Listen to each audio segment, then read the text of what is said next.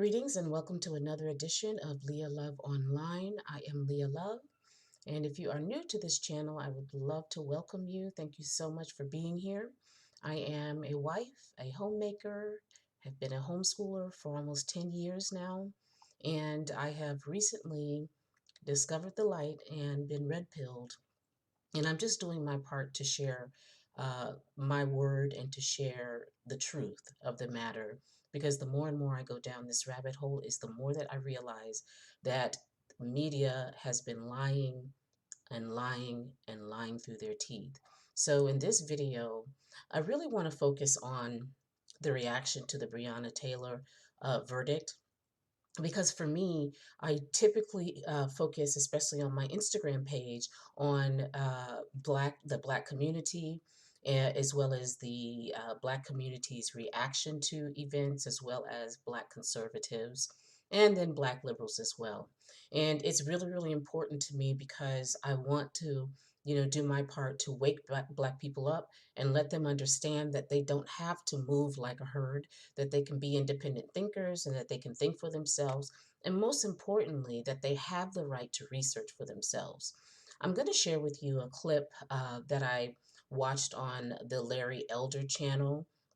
And as usual, he hits it out of the ballpark because it's really, really damaging, but yet telling the way in which Black people react to these verdicts, despite the facts having been revealed, but also the way in which Black people attack other Black people when they don't like what they've heard. And I think that in order for us to grow and mature as a group, even though we're not a monolith, we really have to be able to get beyond this idea that you have to attack a person based on the color of their skin, particularly when it's the color of your own skin.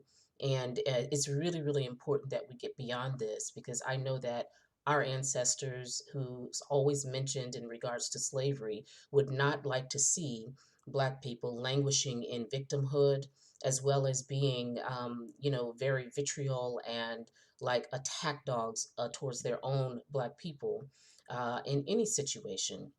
And so when we talk about Black unity, this is a huge first step, because through all of this discussion about, oh, the Black community is being, disparaged, they're being hunted in the streets, and for all of that talk about we need to pull together and we need to unify. Well, they've been saying that for over 70 years now. And if you haven't been able to unify in 70 years and see beyond, your own political ideology, well, that's a real problem, and that's what we want to change. So let's check out the first part of this video, and then I'll be right back.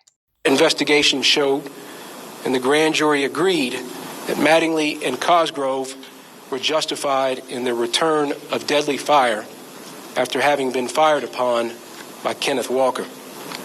Let me state that again. According to Kentucky law, the use of force by Mattingly and Cosgrove was justified to protect themselves. This justification bars us from pursuing criminal charges in Miss Breonna Taylor's death. The truth is now before us. The facts have been examined, and a grand jury comprised of our peers and fellow citizens has made a decision. Justice is not often easy. It does not fit the mold of public opinion, and it does not conform to shifting standards. And the reaction on the part of many was predictable, swift, and angry.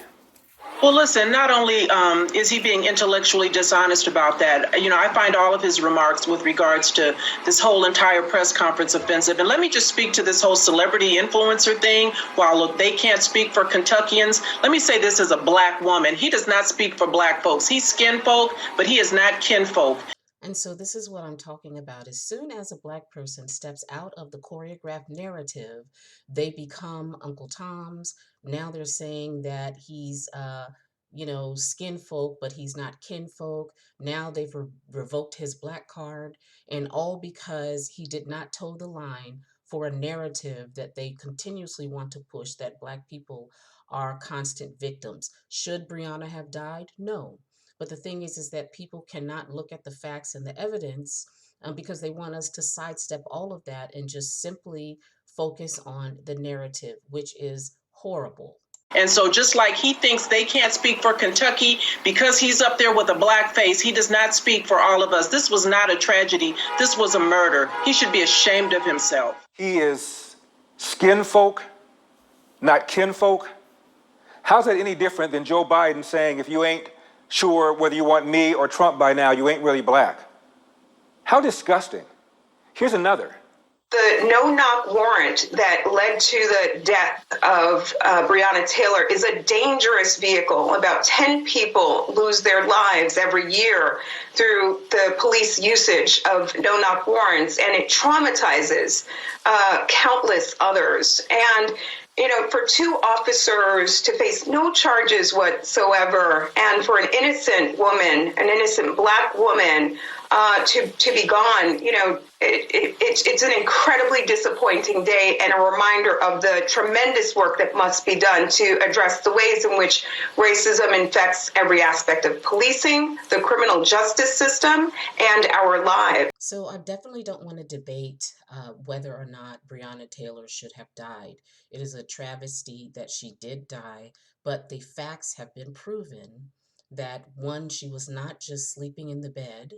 Two, she was involved in drug activity. And in addition to that, she kept the company of a man who was involved in drug activity. Secondly, the evidence showed that they did say police, that it wasn't a no-knock warrant because even though it was originally given as such, they decided to actually knock. The neighbors said they heard police, and the knocking. So for them to say that, his only defense was that, oh, well, I didn't hear them say police. I just heard some knocking and decided to just shoot through a door. I mean, what if it was a pizza delivery going to the wrong house? You don't just shoot through the door unless you know something's up or unless you heard them say police and you run to the back and leave Breonna standing there in the hallway where once you shoot at police, despite what Black people like to say now, that they can shoot at police, they cannot comply, they can beat police up, they can grab their taser and run, and police are just supposed to smile and wave at them and not react. And so it's the insanity of the Black community's ideology that's just gone so far astray to think that policemen are not supposed to do their jobs. And the bottom line is the vast majority of people who interact with police are interacting with them because they're in the process of doing something that they should not be doing. Unless they're simply looking for a suspect and asking questions. But when these altercations have been taking place, except for a few cases, the majority of those, even those that were killed last year, were in the progress of doing something that they should not have been doing. They weren't just sitting in the park, minding their business. The vast majority, there may be one or two, but again, the vast majority. And the fact that, Black people are involved in this false scenario, all to prove a point that racism is just so bad and so wrong in this country. Yet we have countless Black men marrying white women. We have countless Black women marrying white men, and the interracial mixing, the huge population burst of interracial children is more than enough in only one case of how erroneous this concept that racism that's affecting every aspect of our life. It's not affecting your sexual life, homie. I mean, to be honest, it's the truth. And so this is the stuff that I'm talking about. And this is the narrative that Black pundits are constantly pushing on mainstream news in order to continue to influence other Black people to believe in a lie. And it's unfortunate because people are getting hurt. People are dying out in the streets with these protests and these riots over something that's simply not true. Every aspect of policing, call the police to get your dog out of a tree and it's racist, either the cop or the dog, or maybe even the tree. Here's another. Yeah, I'm not surprised, Nicole. I'm not surprised. And every time this happens, and this has happened a lot, I always tell myself before I go in here, I'm not going to get pissed. I'm not going to do any sort of performative tears. I'm not going to rage or anything else like that. And yet today, I can't help it. I'm so disgusted by this. I'm so disgusted by Daniel Cameron's performance. I am so sick and tired of black people going on the air and performing for violence and white supremacy and state-sponsored violence against black people and claiming their mamas and claiming they're because of black men, they care about it. This woman got shot in her house. And I am so sick of black people getting on mainstream news and being interviewed and acting like the mascot and puppets for the Democratic narrative. That's what I'm sick of, because they're constantly pointing the finger at other people who don't follow the narrative, or saying, who paid you to say what you're saying? Who's paying this guy to get on here and contribute his nonsense about how he's tired of black people with black skin getting up on news and TV and spouting lies, which is what he's doing. Of course, the woman was in her house. The woman was involved in drug trafficking. Her name was on the warrant, and it was her friend who shot first. How come nobody's ever talking about this? He shot first. Can't go anywhere? Not even Wakanda? But this comment by a co-founder of Black Lives Matter took the cake. I think what I saw this morning was a Bull Connor speech in 2020.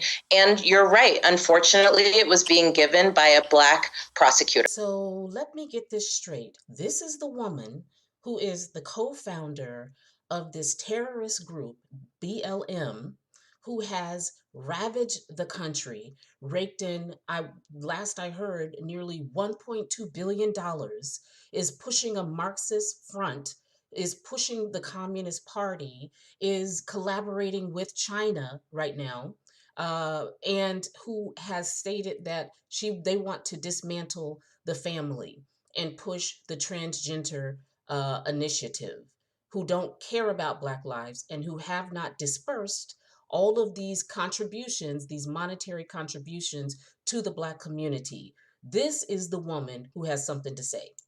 Bull Connor, the Birmingham, Alabama Public Superintendent of Safety? That Bull Connor? You can never whip these boys if you don't keep you and them separate. I found that out in Birmingham. You've got to keep the white and the black separate. And it did not matter, did it? How personal, how intimate, how sensitive, how empathetic A.G. Cameron tried to be. I understand that as a black man, how painful this is. And which is why it was so incredibly important for make sure that we did everything we possibly could to uncover every fact. Representatives of the Attorney General's office have taken a lot of criticism and scrutiny, but that scrutiny in many ways was misplaced, because there was not a day the people in this office didn't go to sleep thinking about this case. The criminal law is not meant to respond to every sorrow and grief, and that is true here. But my heart breaks for the loss of Miss Taylor. And I've said that repeatedly. My mother, if something was to happen to me,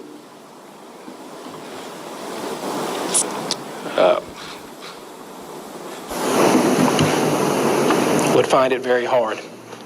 And I've seen that pain on Miss Palmer's face. I've seen that pain.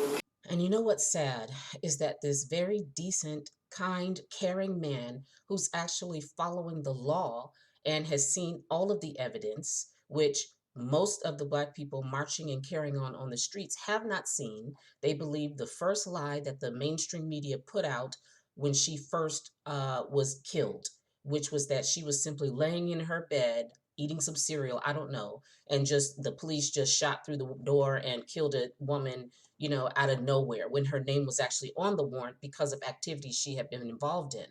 And the fact that this man followed the law and simply announcing what a group of other people who looked at the real evidence came to a conclusion about, he's going to be roasted by the Black community. He is going to probably be getting death threats. He's probably got people at his front of his house carrying on, and his name is going to be disparaged for weeks and months to come, and his race card will be taken away. And it's ridiculous how childish Black liberals can be sometimes, because they're so intent on pushing this narrative that they can never do any wrong, and that anybody that has any contact with police is being falsely persecuted. And it's absolutely ridiculous. But they never have this same type of energy when they keep releasing reports of little children being shot by Black men, Black gang members in Chicago. When the numbers keep rising, they never have this much passion for their own people, their own children who are being shot every day by people of their own skin color, because they think those are kinfolk. The criminals are their kinfolk, but not the Black people who speak the truth in the community. And whenever there's a case of a white cop shooting a black person, you know that Reverend Al Sharpton is not far behind. I think it's grossly insufficient. It does not deal with the fact that the life of Breonna Taylor was taken. And what is wrong with this ambulance chaser anyway? Like, seriously, what is wrong with him? When you live a life of evil, of lying, and spreading falsehoods, you don't escape judgment. Just look at this guy. Does not address being a victim of being killed. The value of her life is not at all addressed in these charges. You could get endangerment if you shot in the air at nothing. You took a woman's life, a woman who was in no way should have even been in that situation. Correct. You're absolutely right. She should not have been in that situation. And why was she in that situation? And why was her name on the warrant? It's because she was involved with criminals for the 18th billionth time. Nobody said she should have died. But why aren't any of you talking about the fact that she would be alive today if her foolish boyfriend had not shot first? Why don't Black people talk about that? Oh, it's because as Black people, we support criminals, because criminals are, everything since sliced bread, and we can't do anything wrong, even though you're doing wrong. And you claim you're Christians, you claim you believe in God and Jesus, but you support lies. Because the person you were pursuing was not there. She committed no crime. And with rhetoric like that, it is not too surprising that after the announcement that charges would not be filed, there were protests and there was violence. Good evening. I'm Robert Schroeder, Chief of Police, Louisville Metro Police Department. All the information I'm about to give you is preliminary in nature, and additional information may arise as the investigation continues. At about 8:30 tonight, our officers were called to the area of Brook and College on a large crowd and shots fired in the area. As they were deploying to investigate what was going on at First and Broadway, shots rang out and two of our officers were shot. Both officers are currently undergoing treatment at University Hospital. One is in alert and stable. The other officer is currently undergoing surgery and stable. So, whom to blame for the protest? Don't ask. You know who. One more thing that should be obvious is that nothing is made better on these streets if the people that we have in power, who are supposed to calm, who are supposed to create change, stay silent. And that makes us ask, why did the president refuse to address the need for calm in Kentucky when he was asked? You see, Cuomo thinks Trump is like Charlie Chaplin in that movie, The Great Dictator, where when the Fuhrer spoke, all he had to do was put his hand up and everything stopped. All Donald Trump has to do is go like this. Everything stops. And Larry makes a really good point, because this is why Democratic politicians like Cuomo and all of these other puppets are constantly saying falsehoods and little emotional quips and thinking that that's going to fly. Well, the thinking people understand it would not have mattered if Trump had come out and said something about the judgment. What could he say other than a grand jury decided on this? It wasn't President Trump who decided on the verdict of that. It was a group of people who had nothing to do with Trump. And you really think that a group of Black youths who have been trained to hate Trump, who've been given all types of false narratives and false little edited clips about what Trump said, and they're all convinced that he's a racist KKKer, they're going to listen to Trump. And Cuomo really thinks that. But if you listen to mainstream media all the time and believe everything you hear, then I got a bridge to sell you. To repeat, the officers knocked. They announced themselves. They were shot at. They returned fire. The AG says that the grand jury reached the right decision. I thought the whole point behind having racial diversity in positions of responsibility was so that when somebody like Daniel Cameron investigated and made a determination, the community would have some comfort that a full, thorough, fair job was done. But No, it's simply ridiculous. And it's amazing that in 2020, Black people are still playing their Jesse Jacksonism. And it's really, really sad because in this day and age where we really need truth, where we really have some great opportunities to move forward as a people, especially as Trump has announced his platinum plan for Black people. But it's amazing that in 2020, Black people want to act like they're in 1959, 1960, 61, having, hoses aimed at them, flying them down the streets because they're protesting civil rights. They are not. They are being deceitful and they're lying and they're being used once again.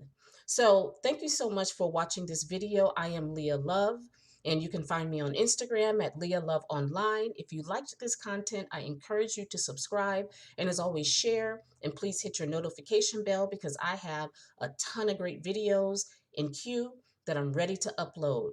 And if you want more content that I don't normally share on YouTube, I have a Patreon channel just for you for newly turned conservatives, Black, white, whatever color you are, a supportive space where you can hear the content that I like to share that I don't necessarily do to the public. So I encourage you to click the link below in the description box to check out my Patreon page called The Bus Transfer. And I look forward to seeing you there. I'll see you next time.